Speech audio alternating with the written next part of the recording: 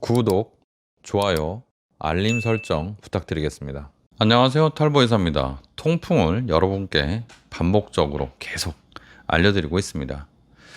여러분들 여행 가시죠? 유럽 여행을 계획하고 있는 통풍 환자라면 여행 갔을 때 급성 통풍 발작, 아주 심한 통증이 오면 뭐 걸을 수도 없고 어떻게 할 수 없기 때문에 걱정될 겁니다. 여행지에서 갑작스럽게 찾아오는 통증은요, 여행의 즐거움을 완전히 앗아갈 수 있습니다. 제가 많이 겪었어요. 여행만 갔다 오면 통증이 와서 어떻게 하질 못하고 고생한 적이 한두 번이 아닙니다. 그러나 사전에 철저히 준비하고 몇 가지 중요한 사항을 여러분들이 기억하신다면 안전하고 즐거운 여행을 보낼 수 있습니다. 이번 영상에서는 여행 중에 통풍 발작을 예방하고 관리하기 위한 필수 정보를 알아보도록 하겠습니다. 첫 번째, 가장 중요한데요. 여러분들이 통풍 치료가 어느 단계에 와 있는지를 먼저 아시는 게 가장 중요합니다. 본인의 통풍 치료 그 상태를 점검하는 거죠. 즉, 여행에 가서 뭐만 조금 이렇게 컨디션이 변해도 통증이 확 올라온다는 거죠. 이런 경우에는요, 반드시 진통제, 코리친, 콜킨이죠. 스테로이드와 같은 약물을 챙겨가야 됩니다. 여행 전에 병원에서 급성 통풍에 대비한 약을 미리 처방받아서 준비하는 것이 중요합니다. 두 번째, 음식과 음주에 주의해야 되죠. 첫 번째 단계에서 말씀드렸듯이 여러분의 통풍 치료 단계가요, 완전히 6개월, 1년 아니면 1년 반, 어떤 사람은 2년 동안 지나서 특별히 통증도 없고 내가 약 잘 먹고 있다고 하면요, 그렇게 많이 걱정할 필요 없어요. 근데 통풍 치료의 초기 단계거나 아예 치료를 하고 있지 않은 분들이 문제입니다. 여행 중에 새로운 음식과 음료를 즐기고 싶은 마음이 간절하겠죠. 그런 분들도. 그런데 치료를 제대로 하고 있지 않은 분들은요, 아니면 치료를 한 지 얼마 안 된 분들은요, 주의해야 됩니다. 통증이 확 올라올 수 있어요. 퓨린이 많이 함유된 음식, 아니면 탄수화물을 폭식, 아니면 단 음료수를 많이 드셨다거나 그러면요, 통풍 발작을 유발할 수 있어요. 폭식이나 과음을 피하는 것이 좋습니다. 고기만 피하는 것이 아니라요, 탄수화물 폭식, 고기보다 더 안 좋습니다. 탄수화물이라고 하면 밀가루, 면, 이런 것들요, 빵. 이런 거 괜찮은 줄 아셨죠? 안 좋습니다. 고기보다 더 안 좋아요. 털보이사 개인적인 생각이 아닙니다. 다 근거 있는 내용입니다.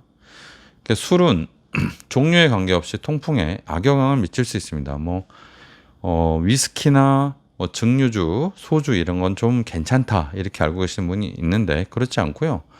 맥주도 안 좋고요. 소주, 위스키 다 안 좋습니다. 와인은 좀 좋다 이렇게 알고 계시는 분도 있는데 와인에 대해서 좀 말이 많습니다. 그래서 저농도는 모르겠는데 고농도는 안 좋다. 와인도 알코올이 들어있기 때문에 이렇게 알고 계시는 것이 좋겠습니다. 세 번째, 탈수가 되게 중요하거든요.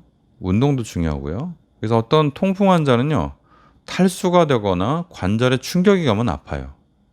그러니까 사막 트레킹 아니면 오랫동안 하는 트레킹, 온천욕, 과도한 걷기 아니면 점프 이런 걸로 인해서 이렇게 탈수나 충격이 발생하면요, 통풍 발작을 유발할 수 있어요. 그래서 수분을 가급적 과도하게 이렇게 섭취할 필요는 없지만 충분히 좀 섭취를 하고 무리한 신체 활동을 좀 자제하는 것이 중요합니다. 여행 중에는 본인의 체력도 잘 관리하셔서 내가 이 정도면 무리인데 하는 그런 단계까지 가지 않도록 신경 쓰는 것이 좋겠습니다. 네 번째, 부상에 신경 써야 됩니다. 좀 전에 잠깐 언급했었는데요. 통풍 환자들은요, 관절에 이렇게 충격이 가잖아요. 아니면 힘줄에 충격이 가잖아요. 그러면 통풍이 확 올라옵니다. 왜냐하면 그 안에 통풍 결정들이 있다가 그것이 깨지면서 확 그냥 증상이 나오는 거거든요. 여행 중에 과도하게 걷거나 점프를 하거나 충격이 가는 스포츠 같은 걸 하면요, 통풍이 확 올라올 수 있어요. 삐끗해도 생길 수 있습니다. 그래서 발목을 잘 보호하고 몸에 관절 쪽에 충격이 안 가도록 하시는 것이 중요합니다. 부상을 예방하기 위해서 편안하고 또 발목을 잘 지지해 줄 수 있는 신발, 즉 등산화 같은 걸 신으면 좋겠죠. 발목이 다치지 않도록 각별히 주의하시면 좋겠습니다. 다섯 번째, 요산 저하제를 꾸준히 복용을 미리 하시면요. 유럽 여행 가시거나 외국 가실 때 요산 저하제를 6개월 이상 아니면 1년 이상 꾸준히 복용을 하시고 나서 여행을 가시면 좀 안심될 것 같습니다. 통풍 발작의 위험이 굉장히 줄어들어요. 어느 정도냐면요. 거의 100대 1? 뭐 그 정도로 줄어들었습니다. 고기를 먹든 술을 먹든.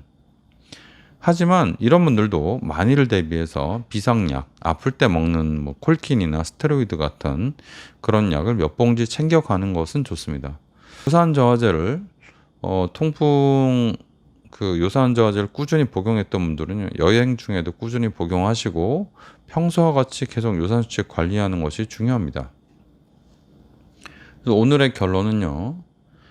여행 중 통풍 발작을 예방하기 위해서는 요산 저하 치료 상태, 그러니까 통풍의 치료 단계가 내가 초기냐, 중기냐, 이제 완치가 다 됐냐, 이거를 여러분들이 스스로 파악하시고, 이제 3개월이나 4개월 됐으면 초기고요. 아예 안 받는 분들도 그냥 초기랑 비슷하고요.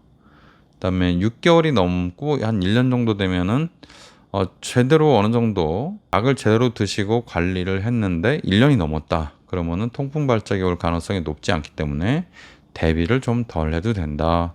이것이 가장 중요한 개념이고, 아무런 치료도 하지 않으셨는데 여행을 간다 그러면 아플 때 먹는 약 두둑히 챙겨 가시고 가급적 스테로이드도 충분히 챙겨 가시는 것이 좋을 것 같습니다. 통풍 치료는요, 길게 치료하면 아무것도 아닌데 단기간에 치료하기는 굉장히 어렵습니다. 왜냐하면 통증을 아무리 눌러도 금방 확 올라오기 때문에 그렇습니다. 통풍 발작이 계속 지속될 때는요, 아무리 이걸 눌러놔도 며칠 만에 다시 아프고 그럴 수 있어요. 그래서 심한 분들은요, 시도 때도 없이 아플 가능성이 있습니다. 감사합니다. 오늘은 여행 갔을 때 어떻게 통증을 예방할 것인지 얘기해 봤습니다. 통풍전도사 털보이사 김진균이었습니다.